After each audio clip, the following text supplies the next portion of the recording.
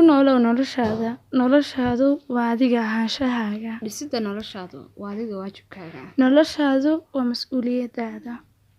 U noolow sida aad rabto, kuna noolow nolosha aad rabto. Waqtiyada isxiga ee ku soo mara kama tarjumayaan adiga ahaanshahaaga ee waa fursado ku soo mara si aad u beddeshid noloshaada. Dhisidda noloshaadu waa seeska guushaada. Kobci oo kaalin gali noloshaada.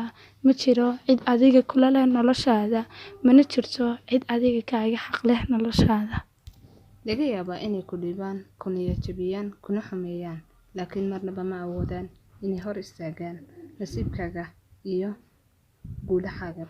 Kaliya waa cudurkeenayaal loo baahan yahay inaad kaga hortagto difaac adag iyo weliba tirtirayaal baaxad leh.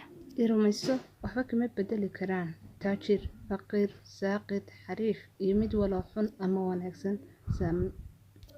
Saameyn kuma yeelan doonaan noloshaada haddii aanad adigu fursad u siinin inay beddelaan noloshaada. Kobci garaadkaaga, kaalmee nafsadaada oo kor u qaad qofnimadaada.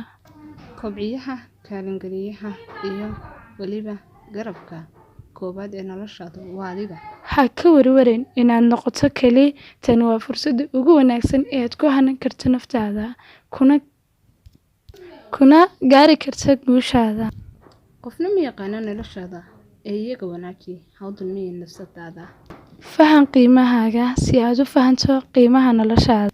Noloshaada adiga ayaa leh ee cid kulama laha.